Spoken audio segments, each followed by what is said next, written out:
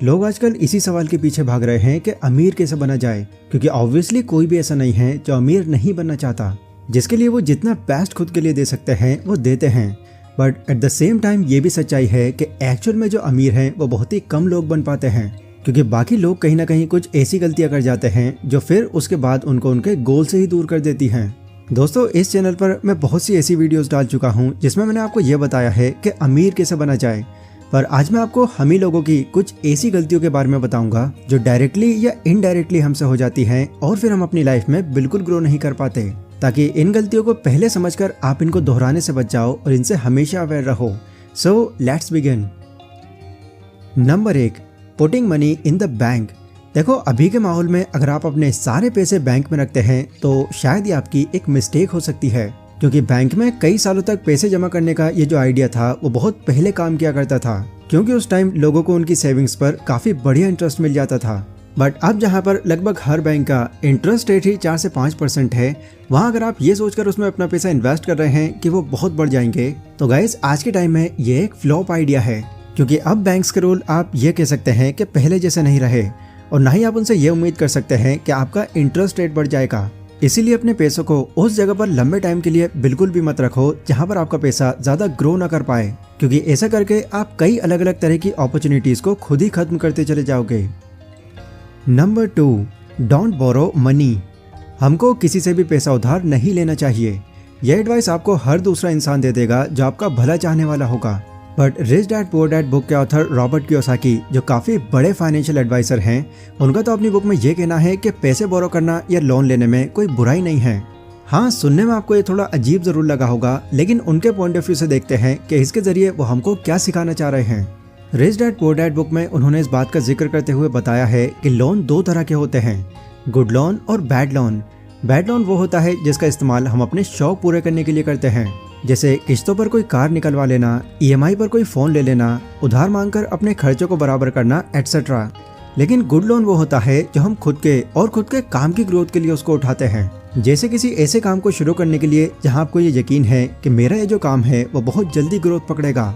आपने बहुत सारे लोगों से ऐसा जरूर सुना होगा कि यार सच बताऊं, मेरे पास एक ऐसा आइडिया था जिससे मैं बहुत कुछ कर सकता था, लेकिन इस पैसे की कमी की वजह से मैं उसकी कभी शुरुआत भी नहीं कर पाया। ऐसी ही हजारों कहानियां आपको सुनने को मिल जाएंगी जहां वो इसलिए ग्रो नहीं कर पाए क्योंकि उनकी कभी भी किसी से पैसे बोरो करने की हिम्मत नहीं हो पाई। इसलिए अगर आपके पास कोई ऐसा बिजनेस आइडिया है जो आपको वाकई में लगता है कि स्टार्ट होने के बाद ये बहुत अच्छा चलने वाला है, तो उसके लिए किसी से कुछ पैसे बोरो कर लेने में कोई बुराई नहीं है। एटलीस्ट इससे आपके बुढ़ापे के टाइम पर आपको पछतावा नहीं रह जाएगा। Number 3, you make the same amount as your friends does. आपसे एक थोड़ा पर्सनल क्वेश्चन है, क्या आप मुझे ये बता सकते हैं कि आपके कितने ऐसे दोस्त हैं जो आपसे थोड़ा ज्यादा अमीर हैं, और उसमें से क्या कोई ऐसा है जो आपसे ये कहता है कि यार कल किसने देखी है, लाइफ को पूरा एंजॉय किया कर। अगर हाँ, तो शायद वो दोस्त आपको आपके फ्यूचर की सोचने तक नहीं देगा, क्योंकि जैसा कि हम सभी जानते हैं कि हम उन 5 लोगों का एवरेज होते हैं जिनके साथ हम अपना ज्यादा टाइम स्पेंड करते हैं। अब वैसे तो ये बात कैरेक्टर और दूसरी चीजों में काफी सही बैठती है, पर जब बात इनकम पर आती है तो ये कुछ जगहों पर बिल्कुल एक्यूरेट तरीके से फिट नहीं बैठती। मतलब अगर आपके पास में कुछ अमीर दोस्त हैं तो इसका मतलब ये बिल्कुल नहीं है कि आप उनके साथ अगर टाइम स्पेंड करेंगे तो आप भी अमीर बन जाएंगे। भले ही उनके पास एक बड़ा घर हो, कोई एक्सपेंसिव कार हो या कुछ भी हो, अगर वो आपको कुछ गाइड करने की जगह उल्टा आपसे अय्याशी करवा रहे हैं तो यकीन मानना ये चीज कभी भी आपको आगे नहीं बढ़ने देगी। इसलिए ऐसी दोस्ती से अवेयर रहो और खुद को ग्रो करने पर ध्यान दो। Number 4, invest in FD।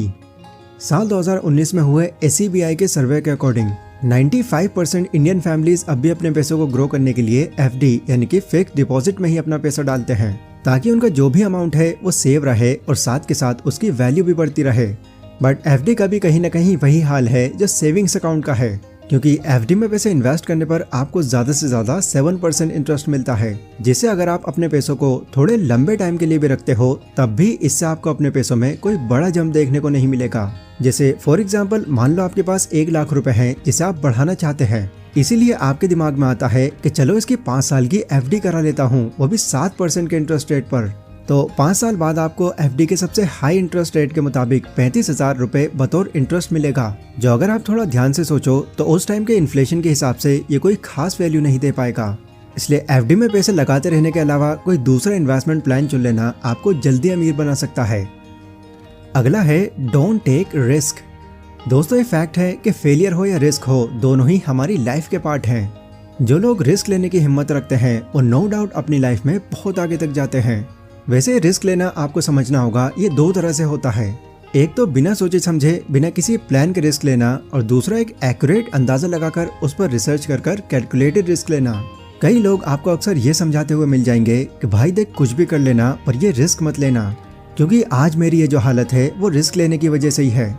ये वही लोग होते हैं जो बिना सोचे समझे बिना कोई जांच पड़ताल किए एक बड़ा रिस्क उठा लेते हैं, जो आगे चलकर उनकी नाकामी का सबसे बड़ा रीजन बनता है। पर जब आप किसी चीज के बारे में एक प्रॉपर रिसर्च करके उसके अच्छे बुरे के बारे में जानकर तब रिस्क लेते हैं तो ये आपके नाकाम होने के चांसेस को कई गुना तक डिक्रीज कर देता है। इसलिए रिस्क लेने से कभी पीछे मत हटो, बट कैलकुलेटेड रिस्क लो। अगला है having only one source of income. हर इंसान अपनी किसी भी इच्छा को पूरी करने के लिए अपनी इनकम पर ही डिपेंड रहता है, जो मैक्सिमम लोगों के केस में उनकी सैलरी होती है।